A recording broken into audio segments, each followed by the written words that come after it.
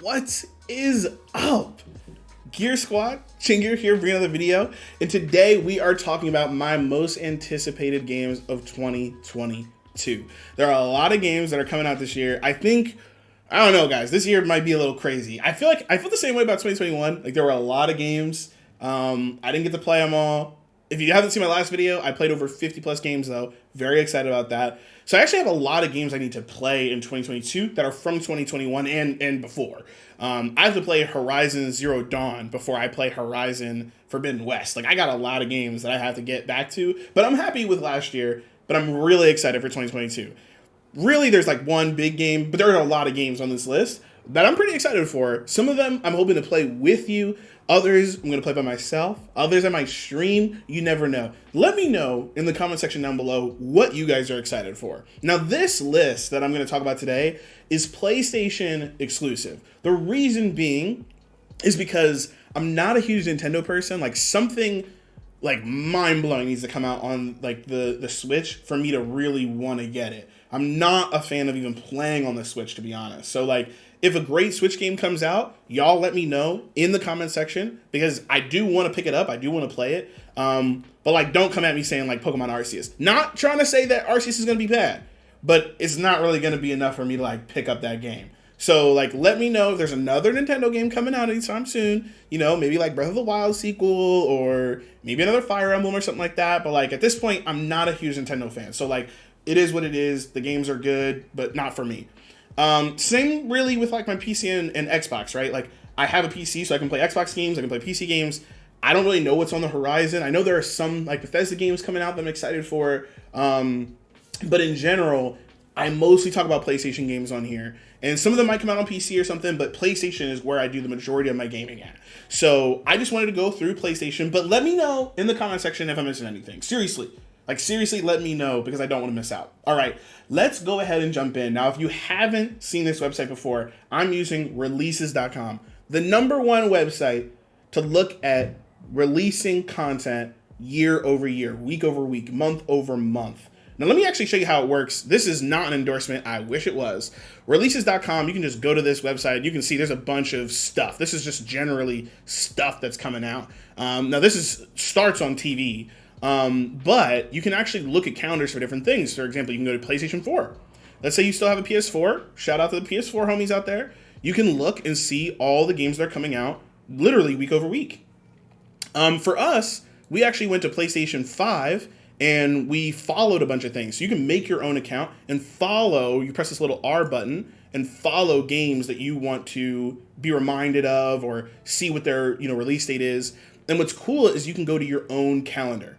So you can actually go to your own calendar and see the games that you've liked and track them. So I already tracked mine, and I just want to review the games that I tracked with you, with you guys, and see which games you guys are excited for, and talk about the reason why I'm excited for them. Now, we're not going to go over them all. Some of them I'm just going to kind of like talk through really quickly. Others we're really going to dive into. And we'll start off with, of course, January and all of Q1, January, February, March, because that's what's coming up.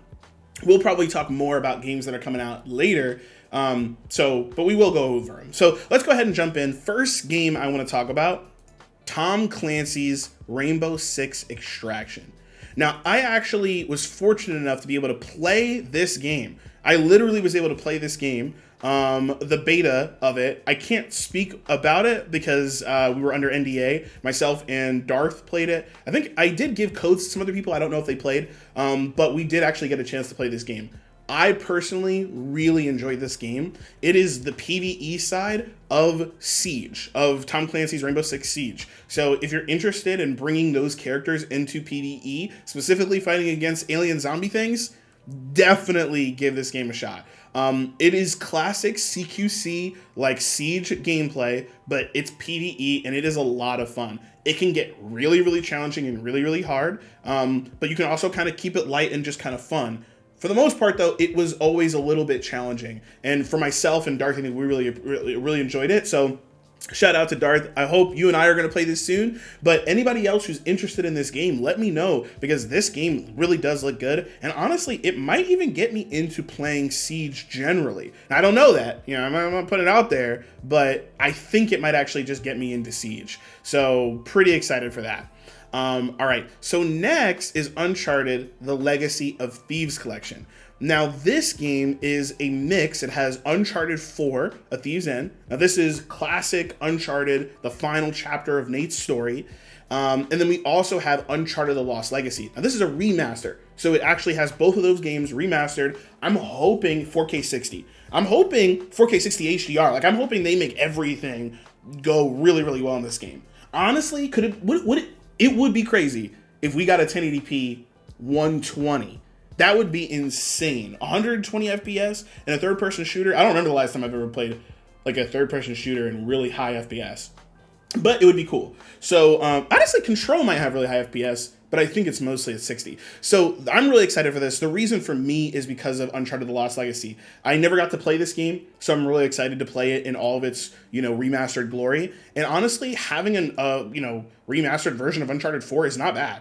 Whether my girlfriend wants to play it or whether I want to play it or a friend wants to play it, it's there, and I'm okay with that. Really, I'm paying the price tag for Uncharted: The Lost Legacy. And I have heard there might be some ways for people to get this game if they already own one of them, but not something I'm really concerned about. If I can get it for free or get it at a discount, I will. But honestly, I'm happy to pay for this game because I'm excited to play this game. I've heard really great things. Shout out to Transformers Clanmate, who told me that Lost Legacy really is a great game, and so I am really excited to play it.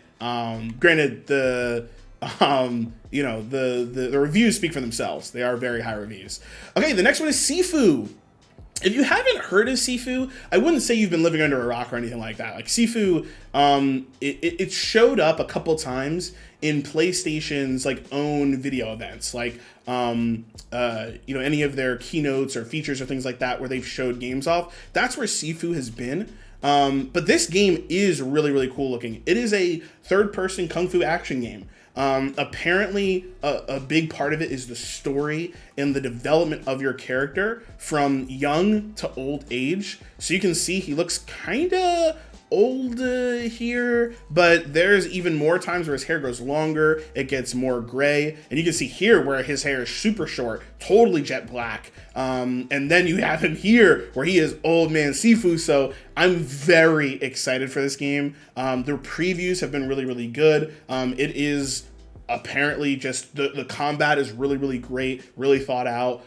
So I'm excited for this. You can see here, it says featuring the gripping intensity of classic kung fu films with realistic and raw combat. So I'm super excited. We'll see how it goes. And it is definitely on my list. And if you guys didn't catch it before, and I'll make sure I call it out now, January 20th for Tom Clancy's Rainbow Six.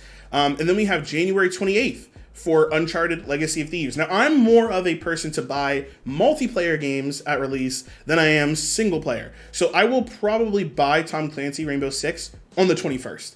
The second that reviews come out and they're good, I will probably buy this game and I'll play it with my friends. Now, Uncharted: Lost Legacy, I'll probably give it some time. I feel like I can give it some time to, say, oh, people say it's good. Okay, well, I'll play it when I have some time to play it. Sifu, also single player game, I'll probably give it some time. Now, the next one, I actually probably won't give some time. The reason being is because it is an arcade style game, but this time they actually added a little bit of a story twist, and that is Ollie Ollie World. Ollie Ollie World coming out on February 8th, same day as Sifu. If you haven't played Ollie Ollie 1 or Ollie Ollie 2, you should just go and play those games. They are the new Tony Hawk games of the GBA era, the Game Boy Advance era, the 2D, going from the left to the right side, right? Getting to the end, doing tricks in between, and it's so much fun. It is very tactile, it's very precise, it makes you feel like a badass when you beat a level, and it's just really, really fun. It's a great arcade game. Ollie Ollie World is taking that same arcade style, adding a little bit more depth to it, and giving more story, characters, customization, and it's really an homage to skater culture, which I don't really know too much about, and I love jumping into games where I don't really know much about the world and just learning about it. Not saying that this game is indicative of all skater culture, but the idea of diversity within that culture and self-expression, which is definitely all about the skater mentality, is dope. So I'm excited to play this game because I love the general arcadiness of Ollie Ollie World, and you guys can see it's coming out on everything: Xbox, PlayStation, Switch, PC, so you should definitely pick up Ollie Ollie World. If you haven't played the originals, there is a pack. It's called Ollie Ollie I don't know, Ollie pack or something like that, and it's got 1 and 2, and usually it's on sale. So if you can find this, do get it. But if you don't, and you just want to wait for Ollie World, I'll let you know how it is. Because honestly, I'm very, very excited for this. But it is arcadey style, so I probably will get it earlier than I will get Sifu. As Sifu, from what I understand, is more of a story and will take me a little bit longer to beat. So Ollie World I'll probably pick up, play a little bit, and move on. Now you guys can see here, the next game is exactly what I mentioned earlier, which is Horizon Forbidden West. Now, Horizon Forbidden West has already gotten really great previews, but I'm tracking this game. I'm excited for the game, but I have to beat the first one.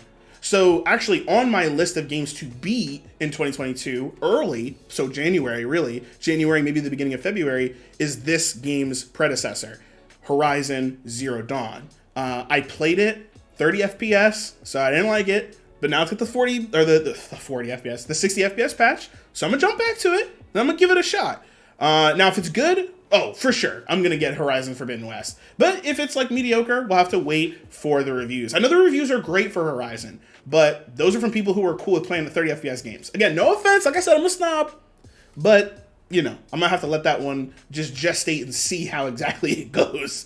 So we got 6 weeks. Hopefully the reviews come early. I love it when reviews come early because I don't have to think about it and I can just buy the game. You know, so listen, publishers, I know you're not listening to this, but if you are, you should always send out review units early, because that way we can pre-order your games. I'll pre-order your game if I know it's good, but if I don't know it's good, I ain't gonna buy it.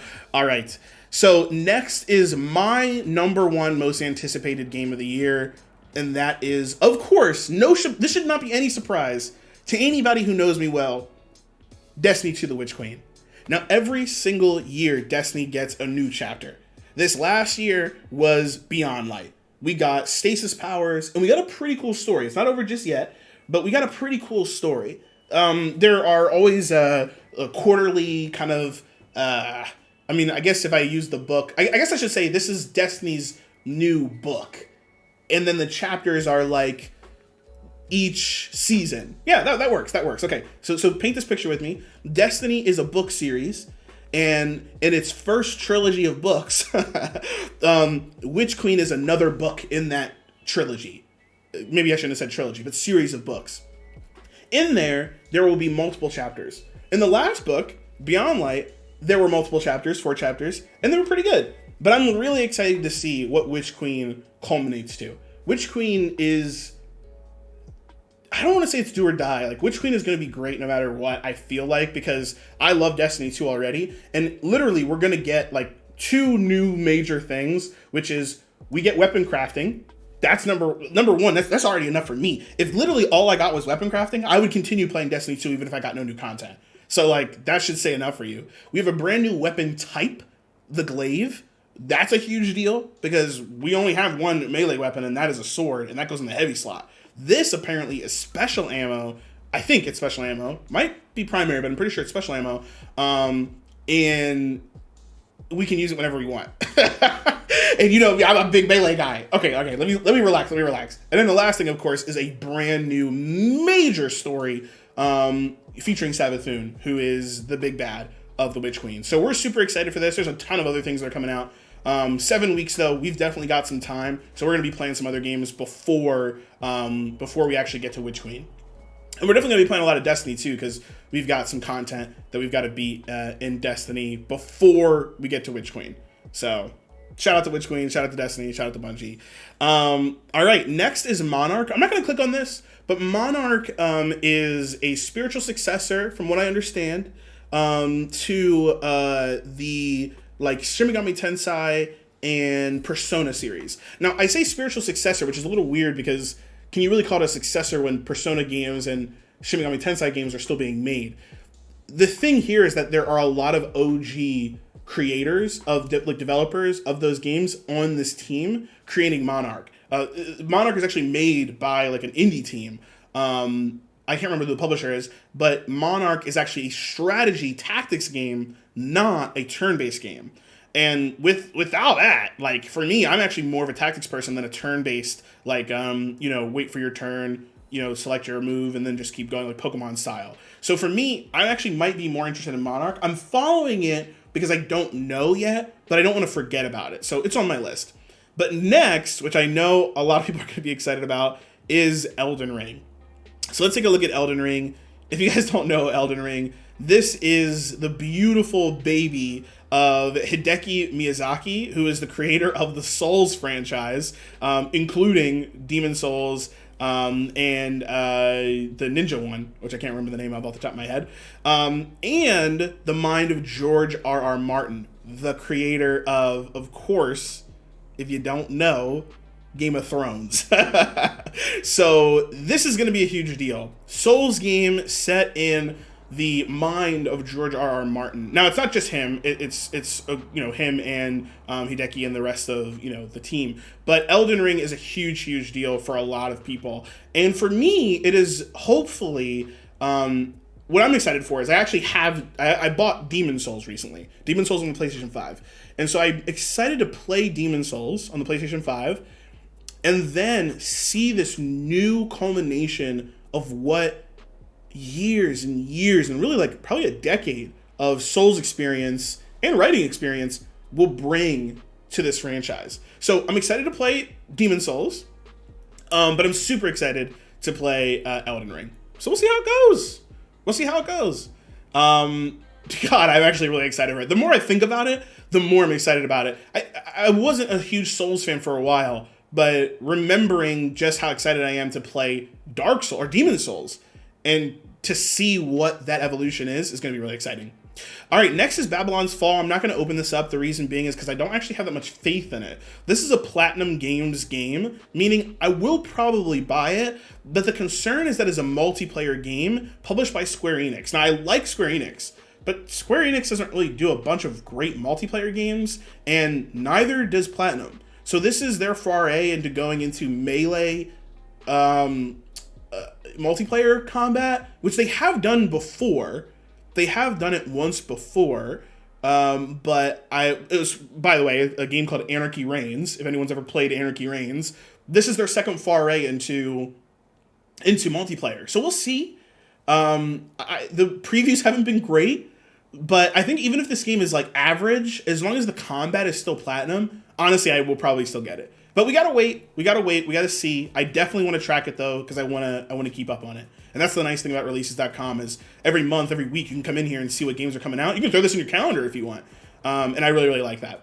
All right, next is Stranger of Paradise, Final Fantasy Origin. I'm gonna click on this because some people might not remember this. This is that meme game. And I say meme because the main protagonist is the guy that says, "I'm here to kill chaos." That guy. So, this is another Souls-style game, maybe with a little bit of DMC sprinkled in, Devil May Cry, but I think I'm excited for this game. One of the reasons is because it's made by Team Ninja, and I really like Team Ninja,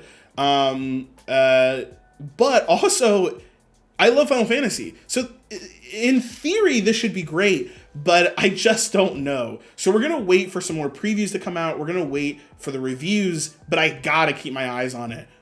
For it to be the next Final Fantasy game to come out, I got to know if this game is going to be any good or not. So definitely got my eyes on this. Now, this is coming out March 18th. And just taking a step back here, I just want to make sure that we go over these dates again. March 18th for Stranger in Paradise. Babylon's Fall is March 3rd. Elden Ring, February 25th. You can see one of the issues here is Destiny 2 is coming out the 22nd. Now, I'm going to be playing Destiny 2 Witch Queen, and I'll probably wait for Elden Ring. Also, I have a lot of friends who are going to be playing Elden Ring. Gil, I know you're going to be playing it, so I'll probably take a step back and let them play it, and let them help me later on. So Destiny Witch Queen will be what I play mostly. The rest of these games, they'll come, and we'll see if they're good. But I'll probably try and beat the majority of Witch Queen before I get into any other game. And the next game that I am actually really excited for, and probably the most excited, definitely in March, is Wonderlands. Definitely not more excited than Witch Queen. Probably not even more excited than Elden Ring, but Witch Queen is Wonderlands, Tiny Tina's Wonderlands is exciting for me. The reason is because this is a Borderlands spinoff that is its own franchise.